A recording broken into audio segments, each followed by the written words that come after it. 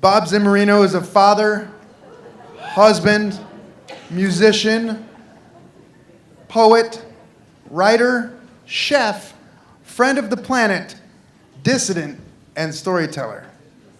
While all of these titles fit him, what truly defines him is his belief in humanity. Please welcome Bob Zimorino.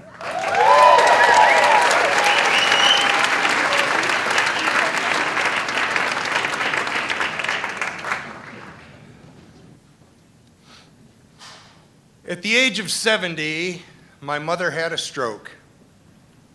She was paralyzed from the neck down, except the use of her right arm and right hand. Pretty limited, though. Complications from diabetes.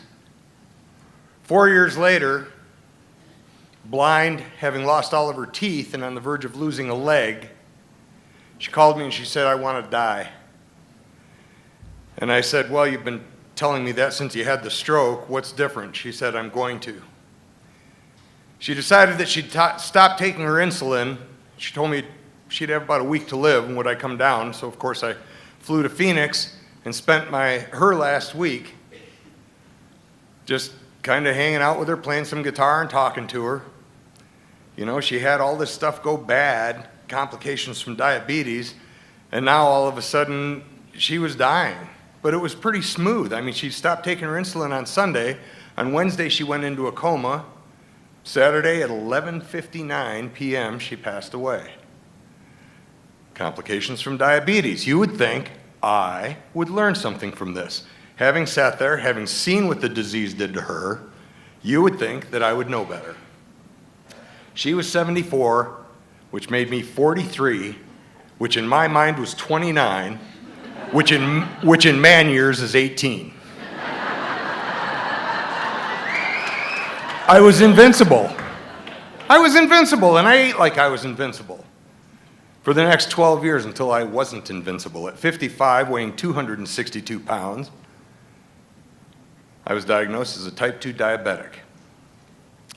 The surprising thing about diabetes is how people react when they find out that you have it. People come up to me and say, "I heard you got diabetes." "Yep." "Well, how'd you get that?" It's not the clap, okay? It's diabetes. 29 million Americans have diabetes, 8 million of them undiagnosed. It's out there. How did I get diabetes? I like to tell people like the old John Houseman commercial. I got it the old-fashioned way. I earned it. And I did. We'll talk about that in a little bit, though, because first I want to give you some information that I found out, because I had help with diabetes, as most of us have that have it. I had help, and I wanted to find out how it all came together. So I did some research, and this is a little bit of fact-finding along the way, and then I'll get back into my own story. In the 20s, somebody developed a roller for a milling machine, a third roller, and it took the husks off of grains like rice and wheat, even sugar, actually. What happens when you take the husk off of rice and wheat is you take the nutritional value with it, as well as the fiber, which is the one thing that helps regulate the flow of sugar in your bloodstream. They took and they did this, and we became a white food nation. White rice, white flour, white bread. The problem is, without that nutritional value, 20 years later, people started showing up with beriberi and pellagra, diseases associated with malnutrition. The government hired some scientists to find out why. This is back in the time when government actually believed in science.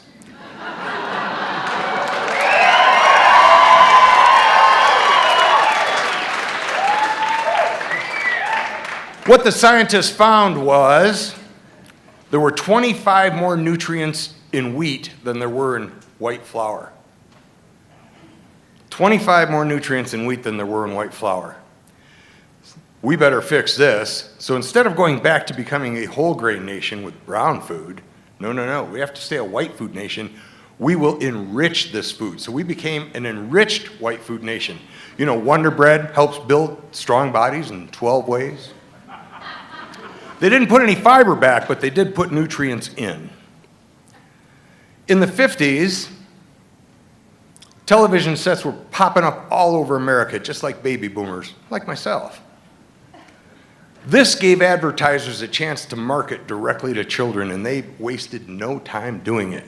Cereals like Sugar Frosted Flakes, Sugar Crisp, Sugar Pops, Sugar Everything, with animated pitchmen like Tony the Tiger and Cap'n Crunch, the Sugar Bear, the little guy from Lucky Charms. They're magically delicious.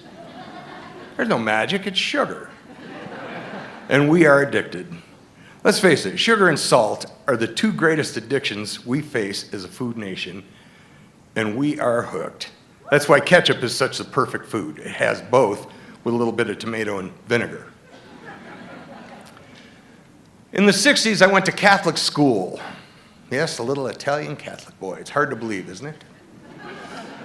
Went to Catholic school, and we didn't have a cafeteria, so I had to make my own lunch. And so every morning, it would be me and the Wonder Bread throwing together a sandwich, reaching into the big old snack drawer and pulling out some chips and some Ho-Hos and some Twinkies and some donuts or whatever I could stuff in that bag, and I'd take it to school. Oftentimes I'd trade with friends, but not for anything healthier.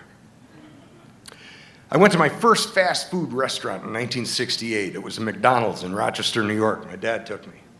49 cents got me a burger, a little cup of fries, and a 10-ounce Coke. Now that burger weighed 1.6 ounces.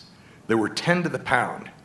If you go buy fast food today, they want you to buy at least a quarter pound or a half pound or 3/4 of a pound or a full pound.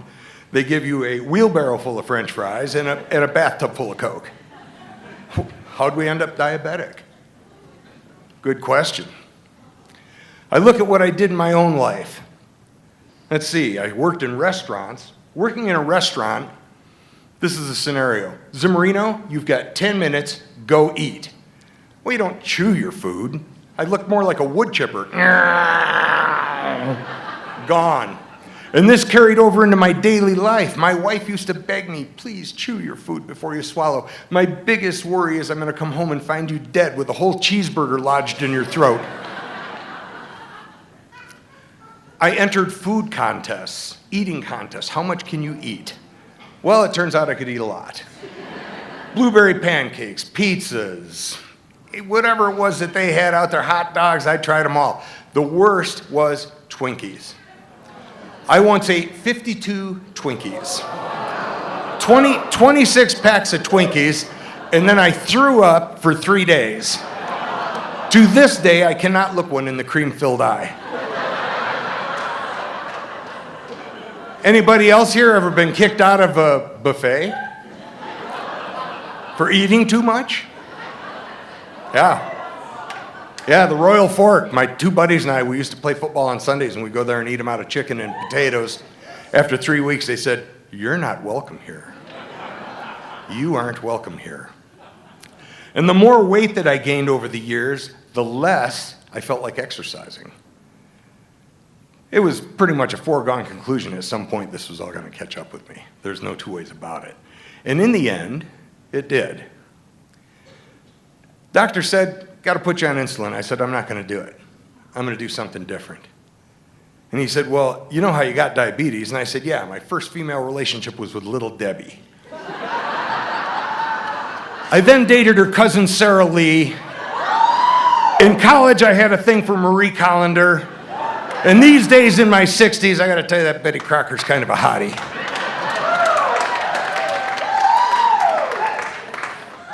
But I'm not that guy anymore. I started exercising. I started eating whole grains. I try to only eat whole grains these days, whether it be pasta, brown rice, or breads, whole grain breads. I stopped treating gravy like it was a beverage. I started walking. Walk. In the wintertime, I walk at the mall. I go flying around that place. I pass all these people left and right. Of course, they are all in their 80s.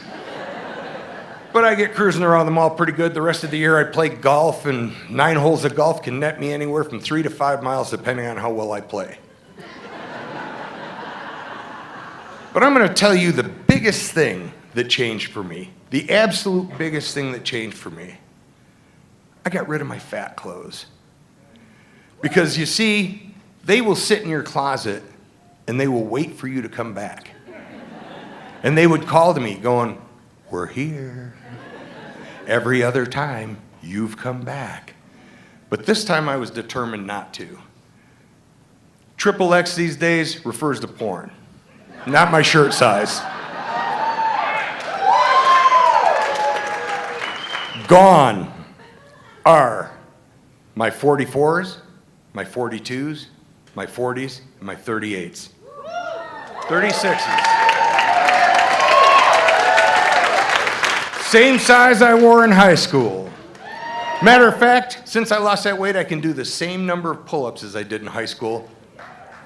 None. But this was the thing. People make this mistake all the time. When they go on a diet, they look back. They keep looking back, and they see themselves as going back to that person again. And as soon as you start seeing yourself becoming that person again, you're on the path to becoming that person again. I made myself a promise this time, and the promise is one that I've stuck to now for 8 years, and that is, don't look back. Thank you.